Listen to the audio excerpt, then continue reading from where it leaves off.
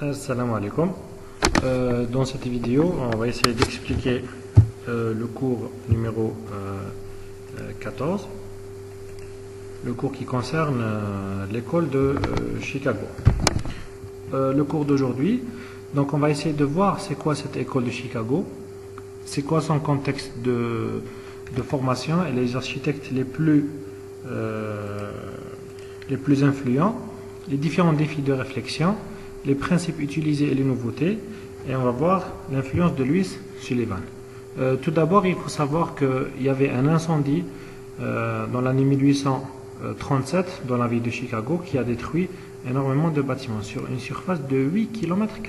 C'est quand même très important, c'est pratiquement la moitié de la ville de Sétif actuellement. Et deuxième contexte, c'est qu'il y avait un boom démographique. Regardez la population entre 1840 jusqu'à 1900, c'était de 4000 jusqu'à 1 million. Donc c'est une accélération démographique très importante. Donc si on a un besoin de construction, puisqu'il y avait un incendie, et on a un autre besoin parce qu'il y a un boom démographique. Donc on a une réflexion en architecture qui est orientée beaucoup plus vers la rapidité de la construction, puisqu'il y a un incendie sur toute la ville qui est venu subitement. Donc on veut reconstruire, mais il faut reconstruire très rapidement, parce que l'incendie c'est une catastrophe, et donc il faut que la ville et la vie recommencent très rapidement. Il fallait aussi rentabiliser le foncier, c'est-à-dire rentabiliser le foncier, c'est-à-dire avec le boom démographique, il y avait une demande très importante sur le foncier. La solution pour rentabiliser le foncier, c'est bien sûr aller en hauteur et avoir une plus grande densité. Donc, si on va essayer de cerner les éléments clés de la réflexion, c'est-à-dire à Chicago, les architectes et les ingénieurs ont essayé de faire face à quelques problèmes. Tout simplement, il y avait une grande demande. La ville incendiée, le foncier, il voit son prix augmenter. Donc, le prix du foncier a augmenté, donc il faut rentabiliser le foncier. Donc si on achète une parcelle de terrain, il ne faut pas se contenter de faire un étage ou 2 étages, il faut aller au maximum pour rentabiliser ce foncier. Donc la solution c'est aller en hauteur, et c'est ce qu'on appelle la densification. Deuxième élément clé de la réflexion, c'est qu'il y a un besoin en bâtiment, puisqu'il y a un boom démographique, il y a une population très importante et il faut reconstruire, donc c'est ce qu'on appelle le boom démographique qui va suivre un boom de la construction. Donc il faut construire rapidement, et pour construire rapidement, on a essayé d'aller vers ces solutions. C'est-à-dire la préfabrication, c'est quelque chose qui va nous permettre d'aller rapidement avec travail sur usine et montage sur site. On peut aussi travailler avec des matériaux beaucoup plus légers pour aller plus rapidement. Donc il faut construire en hauteur et rapidement. Alors il y avait le groupe d'architectes et ingénieurs dans la ville de Chicago qui ont essayé de trouver des solutions à ces éléments de réflexion. Bien sûr, ce groupement c'est appelé école de Chicago, mais réellement c'est pas une école avec une formation, etc. Donc c'est juste un groupe qui ont travaillé dans une seule période de temps et ont essayé de développer des procédés de conception et de construction. Construire rapidement et construire en hauteur, c'est pas assez facile. Il y a toujours des défis. Le premier défi, c'est comment construire un bâtiment en hauteur. Le problème, c'est pas la structure, mais le problème, c'était la circulation verticale. On ne peut pas construire un bâtiment de 10-15 étages en utilisant les escaliers comme un moyen d'ascension, c'est-à-dire comme un moyen de circulation verticale. Il y avait avant ce qu'on appelle le monte-charge, donc c'était une plateforme avec un système pour monter et descendre, mais on l'utilisait uniquement pour les charges, pas pour les transports des êtres humains. C'est grâce à Elisha Graves Otis, donc Otis c'est une marque qui existe jusqu'à maintenant, qui fabrique et conçoit les ascenseurs, qui a développé un système de sécurité, ce qu'on appelle un système de parachute, contre la chute. Donc là, c'est une illustration qui montre comment il a déchiré le câble. Ok, et le système ici, il est en train de... il y a un système de sécurité dans les côtés, dans les latéraux. Donc, on peut utiliser le monte charge pour transporter quand même les êtres humains, et ça s'est développé par la suite comme un ascenseur. Donc, du moment qu'on a confiance en cette invention, donc on peut l'utiliser dans une utilisation ce qu'on appelle domestique, donc pour les humains. Donc, l'astuce, c'est juste qu'il y a dans les côtés une paroi dentée, ce que vous voyez ici, et s'il y a une chute, donc il y a un crochet qui va stabiliser et arrêter la chute. Deuxième défi, c'est qu'il fallait protéger la construction contre l'incendie. Le cours précédent, on a dit que la structure métallique, elle a des avantages, c'est qu'elle est rapide, elle est légère, etc. Mais elle a un problème, c'est qu'il faut trouver comment la protéger contre l'incendie. Donc d'abord, on a utilisé la charpente en fente, puis on a utilisé l'acier, parce que c'est un matériau beaucoup plus résistant, beaucoup plus souple et plus commode. Et on l'a couvert par des matériaux ignifuges, qui dans la dernière fois, donc c'est des matériaux qui résistent au feu. Ignifuge, c'est-à-dire ça résiste au feu. Donc là, ici, c'est un exemple, une colonne métallique. Ok. Et là, on va couvrir avec des fireproof blocks. Donc c'est des blocs qui résistent au feu. Généralement, le matériau, que vous avez la dernière fois, c'est le plâtre. Qu'est-ce que ça a donné? Tout ça, c'est-à-dire tout ce travail, cette reconstruction massive de la ville de Chicago, elle a donné ce qu'on appelle le Loop ou le Down City ou le City Center.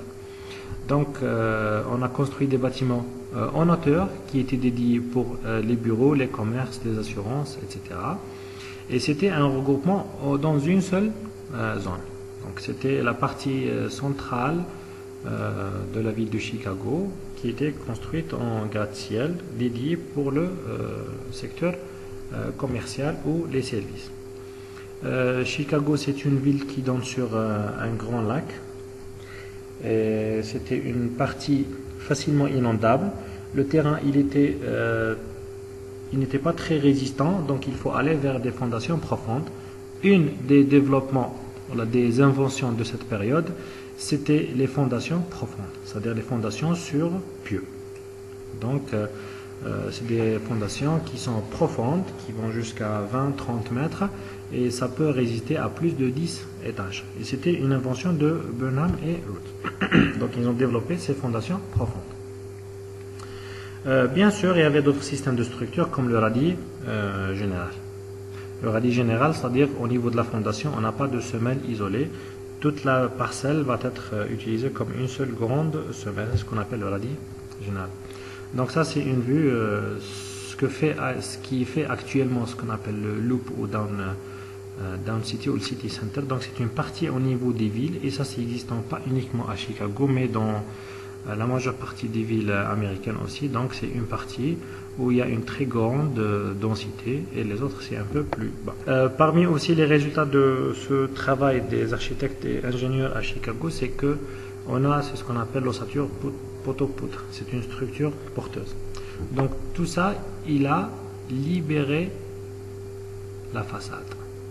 Donc on a libéré la façade, ce sont plus des façades porteuses. Donc pour aller en hauteur, il fallait libérer les façades, parce que la façade lourde va donner un poids supplémentaire au bâtiment et ça va poser un problème.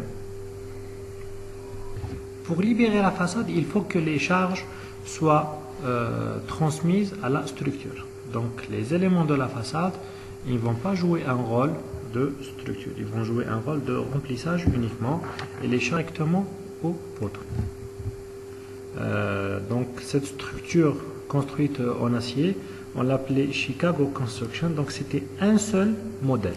Donc durant cette période, on avait un seul modèle, c'était une structure poteau-poutre avec les mêmes poteaux, les mêmes poutres, les mêmes travées, donc c'est une structure standardisée qui existait durant cette période pour reconstruire la ville de Chicago. C'était une structure légère, bien évidemment, avec un montage rapide et facile.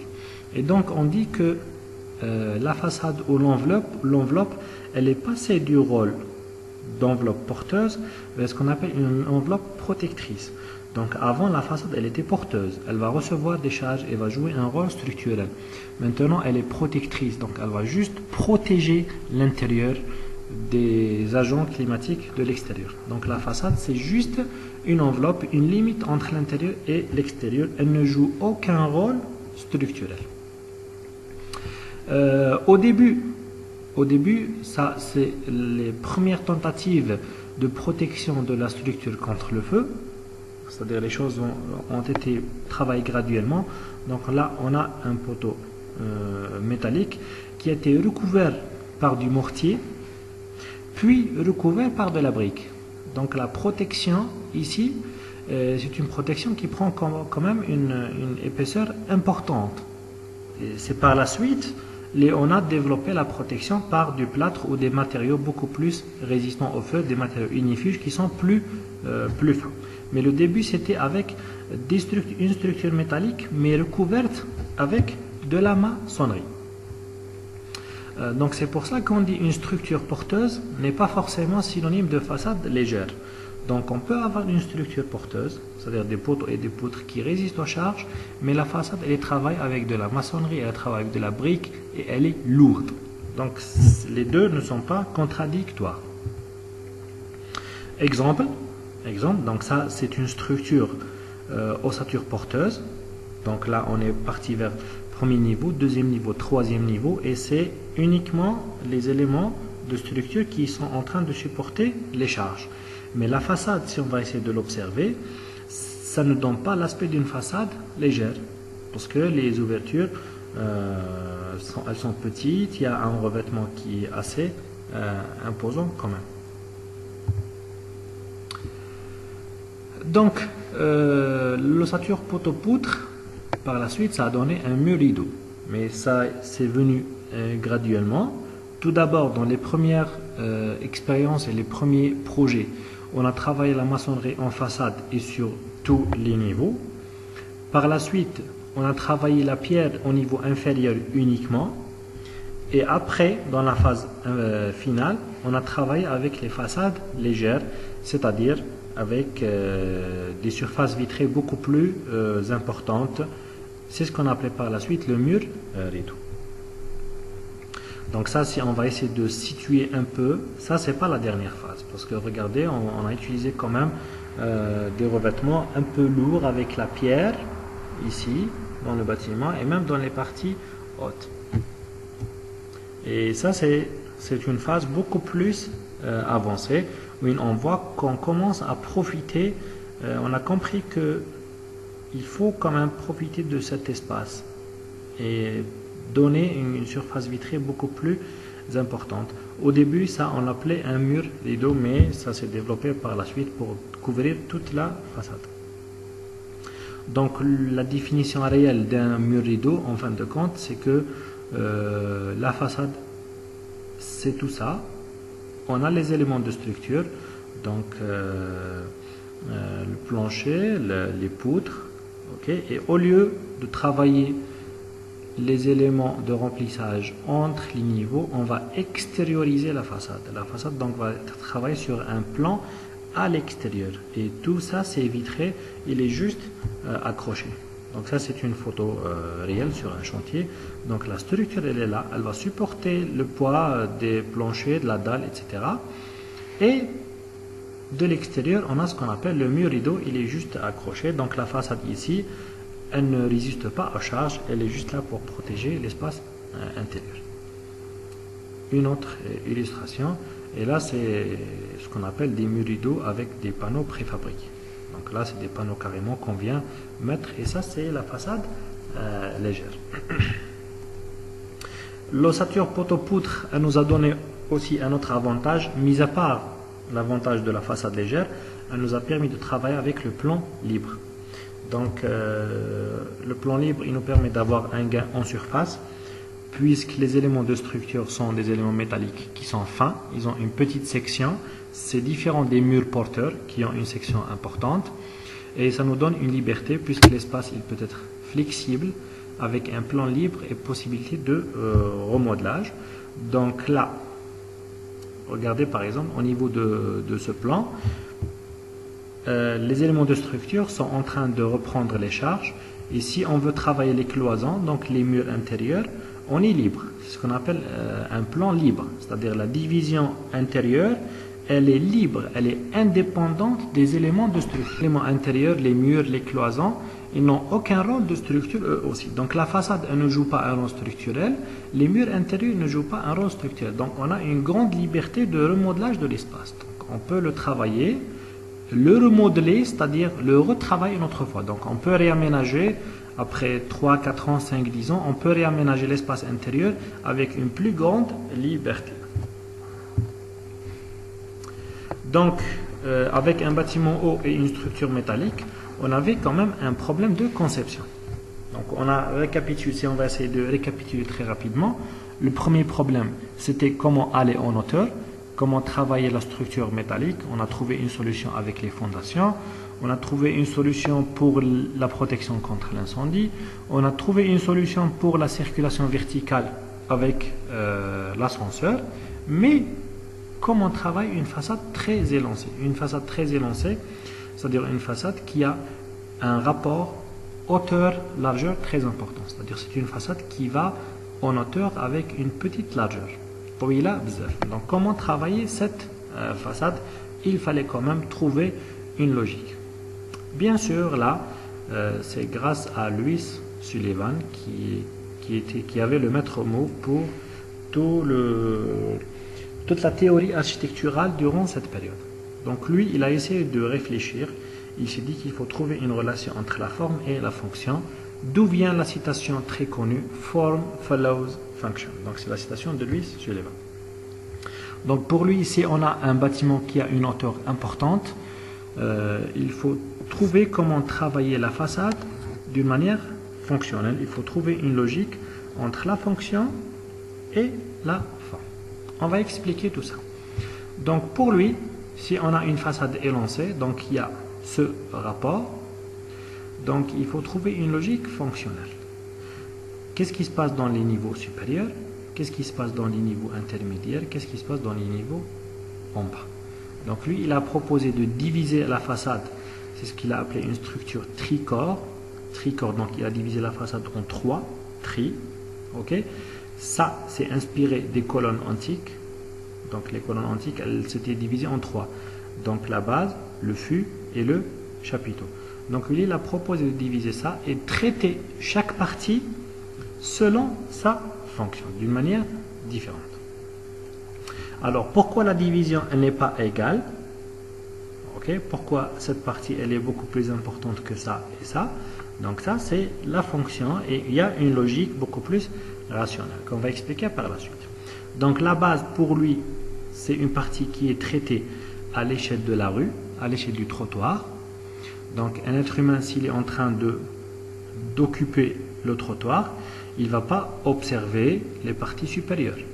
Il va s'intéresser à son échelle, à l'échelle de l'être humain.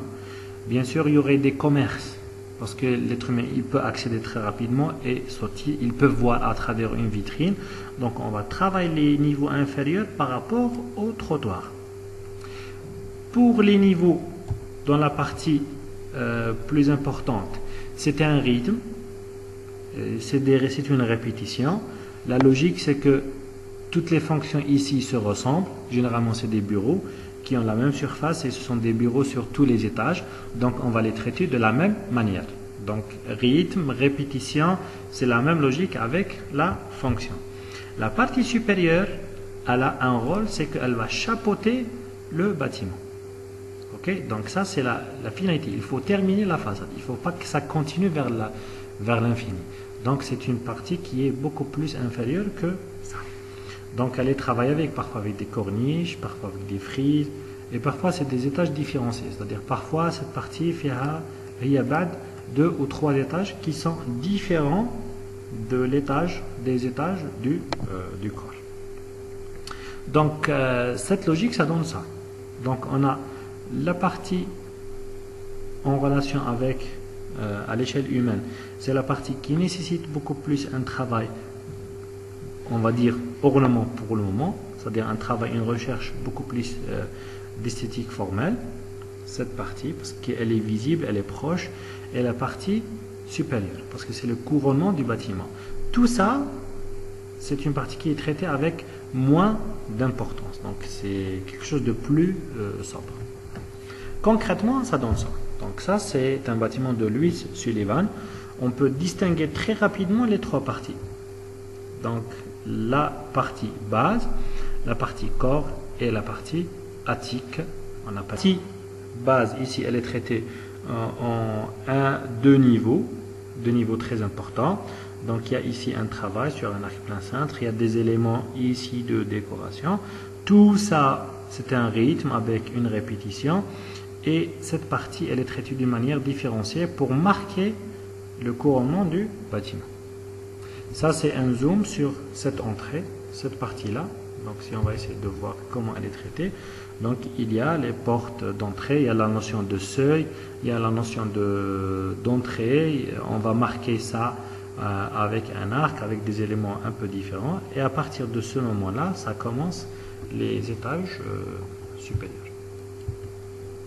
Ça, c'est un autre bâtiment, mais regardez, c'est pratiquement la même morphologie. Donc, la base, le corps du bâtiment et l'attique. Donc là, ici, c'est beaucoup plus travaillé avec des ornementations. Mais si on essaie d'observer, ces ornementations sont d'origine beaucoup plus organique, naturelle. Donc, c'est des feuilles, c'est des motifs naturels et ça n'a aucune connotation historique. Donc, il n'y a pas la question de style historique ici. Il y a des éléments d'ornementation, oui, mais ils ne font pas partie d'un style historique particulier. Donc ça, c'est une création nouvelle. C'est des formes qui sont nouvelles. Un autre exemple, bâtiment de Louis Sullivan toujours. Donc regardez la base, c'est des commerces. Il y a une relation très directe avec le trottoir. C'est des commerces qui sont ouverts sur le trottoir, sur deux niveaux. Le corps du bâtiment. Maintenant, la partie attique, c'est juste cette partie très fine, cette partie en blanc. Ça forme quand même un couronnement. C'est très discret, on ne lui a pas donné une grande valeur. Si on va zoomer sur le côté entrée principale, cette partie-là, on va voir ça. Donc, c'est un travail avec la fente.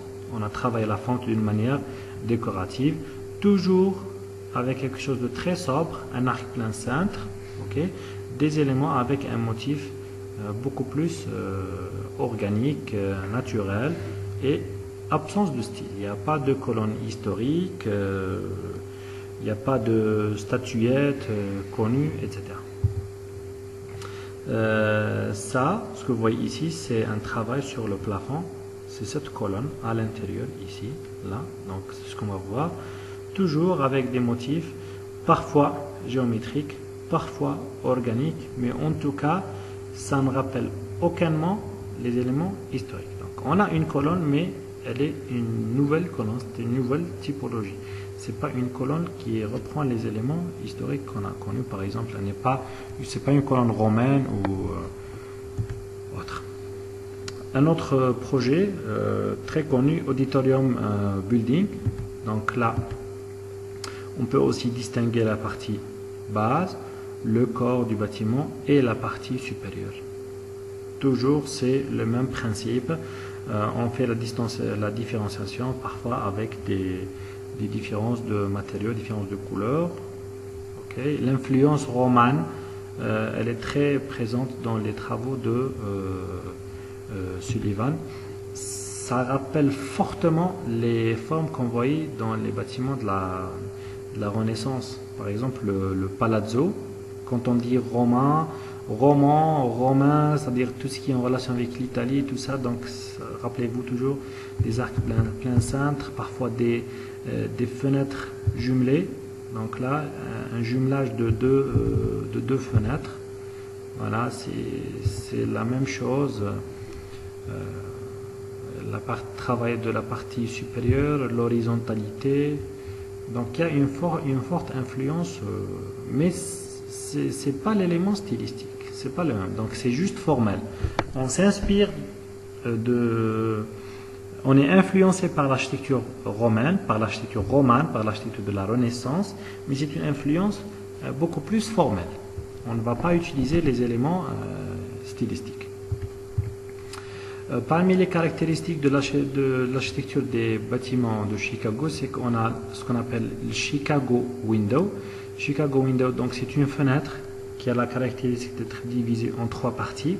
Donc une partie centrale qui est fixe et qui a une fonction particulière. Donc on dit form follows function. Pourquoi on la divise sur trois? Parce qu'on veut avoir une grande fonction qui est l'éclairage. Et pour l'aération, on va réserver les deux ici pour l'aération. Parfois, ce modèle il travaille en encorbellement. On a déjà parlé de la notion d'encorbellement, donc c'est quelque chose qui est similaire au porte-à-faux. Donc ça, c'est un autre exemple de cette fenêtre de Chicago. Ça, c'est en encorbellement.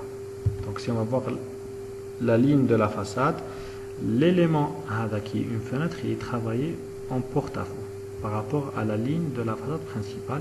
Et la fenêtre elle va être divisée en trois parties. Une, deux et la troisième de l'autre côté. Parfois il y a des différenciations, mais toujours dans un aspect fonctionnel. Donc ici on a eu besoin de beaucoup plus d'aération que de l'éclairage. Un autre exemple ici, on a essayé de jumeler deux fenêtres ensemble avec un élément en porte-à-faux. Et ça c'est la structure de ce bâtiment. Donc là, si on va essayer de voir cette logique en tricorps, on va voir que la base ici, elle travaille avec un matériau différent, avec une relation avec le trottoir, une répétition et un travail couronnement du bâtiment. En termes d'ornementation, c'était très variable. Il n'y avait pas un style particulier, mais il y avait un élément en commun. C'est que les éléments d'ornementation, c'était comme une composante secondaire. Ce n'était pas l'objectif. Il n'y avait pas d'élément de style particulier. L'ornementation, elle est bien délimitée, c'est-à-dire elle est souvent travaillée soit dans la base, soit base plus attique. Dans le corps, il n'y avait pas beaucoup d'éléments d'ornementation. Les matériaux, c'était avec la pierre et la brique, la terre cuite et la fonte. Un élément particulier, c'est que la terracotta, c'est la terre cuite, a été largement utilisée et elle avait une couleur particulière, c'est la couleur rouge, la couleur de la terre, parce que dans les environs de Chicago, il y avait ce matériau qui était très présent, très disponible. Donc pour les éléments de décoration, on a dit qu'ils étaient très discrets. Donc au niveau de la façade ici, c'est pas très visible. Il n'y a pas une très grande colonne imposante qui marque. Donc il y a juste des petites colonnes qui sont collées sur les ouvertures. Elles sont très discrètes et elles n'obéissent pas à une règle particulière. Donc si on va essayer de voir la base, le fût, le chapiteau, elle n'est pas corinthienne, elle n'est pas dorique, elle n'est pas ionique. Donc c'est une nouvelle forme. Ça, on ne peut pas l'appeler un pilastre, mais c'est quelque chose qui rappelle le pilastre. Sinon, parfois, on travaille avec des motifs floraux ou géométriques, ou les deux. Ça, c'est le Manhattan Building de William Le Barongini. Donc, dans cette partie de Chicago, si on va essayer d'analyser aussi ce bâtiment, on va voir que la partie rez-de-chaussée, elle travaille en trois niveaux, 1, 2, 3, avec un matériau. La pierre, c'est très visible, très ouvert. Si on va zoomer sur cette partie des balcons, ça, la partie supérieure ici, on va voir ça. Donc il y a des sculptures, parfois il y a des éléments d'ornementation, mais en tout cas c'est très discret. De l'extérieur, de loin, c'est pas très visible. Ok, donc l'élément de décoration avec, il est là. Et donc ça c'est le rez-de-chaussée en pierre. Ça, c'est la partie où on a brûlé les statues, mais le reste, il n'y a absolument rien du tout, c'est très discret. Donc pour l'influence des différents architectes, bien sûr on a parlé de William Le Barongini dans le cours précédent et son effort pour la structure métallique. On va parler de l'influence de Louis Sullivan, donc c'est un architecte qui était très influencé par le style roman ou le néo-roman. C'est lui qui a publié beaucoup d'ouvrages sur ce qu'il a appelé l'architecture organique, ce qu'on a développé par la suite comme architecture fonctionnaliste. Organique, c'est pas parce qu'il y a des formes organiques, mais organique parce que elle est inspirée de la nature. Sa logique, elle est inspirée de la nature. On utilise les formes naturelles. Et dans la logique, ça s'est développé par la suite. Séminaire, fonctionnalisme, et dans ses ouvrages, il a parlé de form follows function. Donc, pour lui, si on veut travailler un élément dans un bâtiment, il faut trouver un aspect rationnel, une logique, et il n'y a pas mieux que la logique fonctionnelle. Donc, pour lui, c'est un aspect très important et il nous permet de se débarrasser de l'académisme formel européen. Donc l'académisme formel européen, c'est toute cette histoire de style et de forme historique, de hiérarchie des façades avec des frontons et des colonnes, etc. Donc pour lui, ça, c'est pas très intéressant. Il s'est dit que la nature, elle est bien faite. Il y a des formes intéressantes dans la nature et ces formes, elles remplissent des fonctions bien particulières. C'est-à-dire, pourquoi la montagne, elle a une forme, par exemple, avec un sommet pointu. Pourquoi un arbre, il a des racines en bas avec une forme quelconque. Et quelle est sa relation entre cette forme et cette fonction? Et il a trouvé que la nature, elle est bien faite. Elle a des formes qui sont très fonctionnelles et ça marche très très bien. C'est pour ça qu'il a parlé d'architecture organique. Donc une architecture qui puise sa logique dans la nature. Il a donné l'exemple de la fleur, de l'aigle, de l'arbre. Si on va prendre la fleur par exemple, la forme de la fleur, c'est une forme très fonctionnelle. C'est-à-dire les éléments qui sont ici, les pétales, elles ont une fonction. Donc elles protègent la partie intérieure. Ici la forme elle est courbée. Donc ça c'est un récipient, un support, sahn. Ça va contenir un liquide. Il y a un liquide ici. Le liquide avec c'est le nectar. Et l'abeille, elle va venir ici chercher le nectar. Donc la forme c'est pour accueillir ou préserver le nectar. Et ici il y aurait le pollen. Et donc il y a toute une histoire en relation avec ces éléments et leurs fonctions. Et donc Louis Sullivan, il s'est dit que tiens, ça c'est une bonne logique, il faut la reprendre pour l'architecture parce que c'est une logique qui est réussie. Donc si on va faire une hiérarchie au niveau de la façade, on ne va pas faire une hiérarchie dans le sens prestige, c'est-à-dire la façade principale ou la façade qui donne sur le palais X ou Y ou quoi que ce soit. Donc non, si on va faire une hiérarchie au niveau d'un bâtiment, c'est une hiérarchie dans un objectif fonctionnel. On va travailler ici parce qu'il y a une fonction précise en relation avec ça. On va travailler ça parce qu'il y a une fonction différente. D'ailleurs, pour les bureaux, pour Sullivan, il a donné l'exemple de la ruche d'abeilles, c'est-à-dire la forme des cellules. Toutes les cellules d'abeilles se ressemblent. Pourquoi? Parce qu'elles ont toutes la même fonction. Donc pour lui, tous les bureaux vont être les mêmes. Ils vont se ressembler parce qu'ils ont la même fonction. Pourquoi changer la forme puisqu'ils ont la même fonction? La démarche organique et fonctionnaliste selon Sullivan doit permettre la différenciation esthétique des bâtiments selon la fonction. Donc dans une deuxième phase, Sullivan il a essayé de faire une recherche, il a essayé de développer une forme pour chaque fonction. Et on a déjà vu ces travaux avec les visionnaires français Louis Boullé et Claude Nicolas Ledoux, qui ont essayé de donner une typologie. Par exemple, l'hôtel il a telle forme, l'école elle a telle forme, la maison de l'artiste elle a telle forme. Pour lui, Sullivan, il a essayé de tenter une certaine recherche dans ce sens. Et il a développé ce qu'il a appelé la théorie des forces géométriques.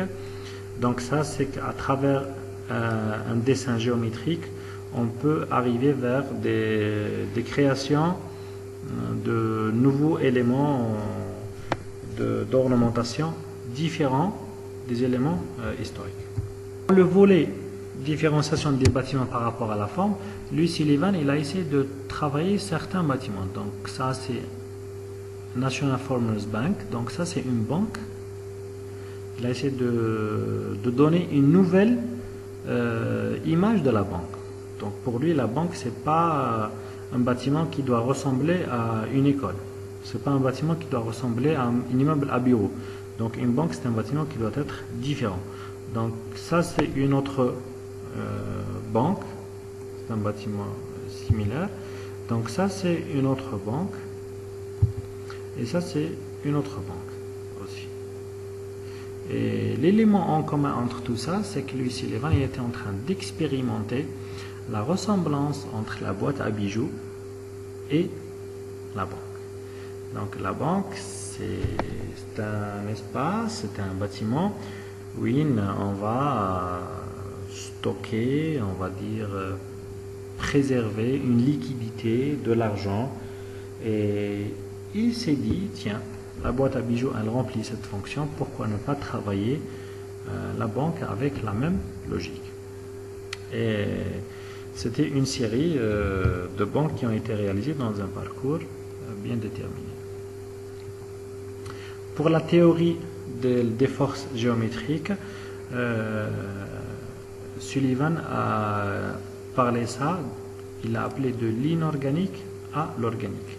C'est-à-dire, on peut commencer avec des formes inorganiques, c'est-à-dire des formes géométriques, cercle, triangle, carré, pentagone, hexagone, octogone, etc.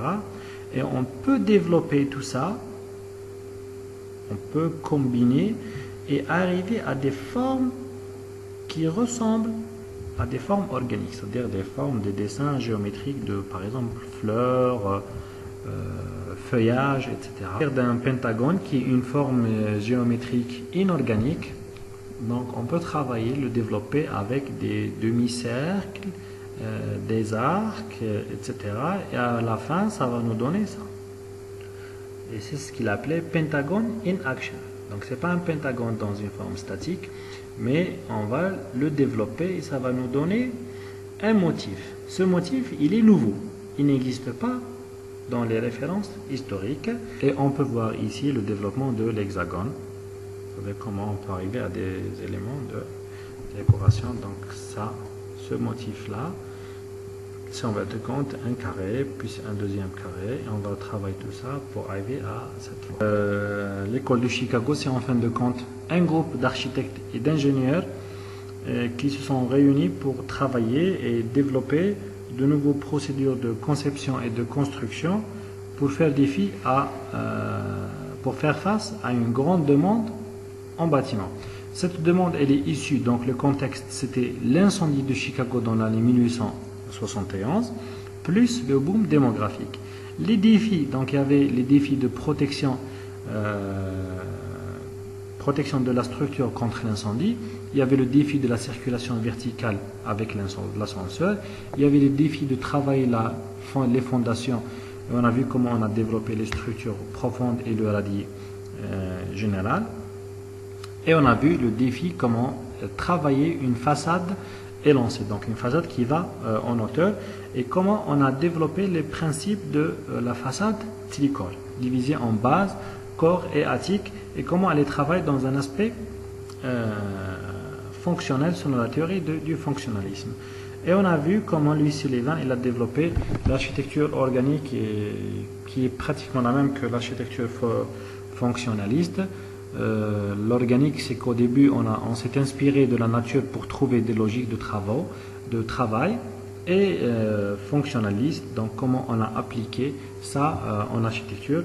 On a vu comment il a travaillé aussi dans la théorie des forces géométriques.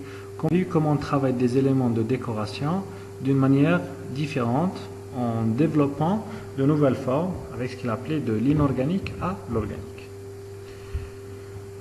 Voilà, c'est en tout pour ce cours. Je vous souhaite bon courage et à la prochaine séance que j'espère au niveau de l'amphi.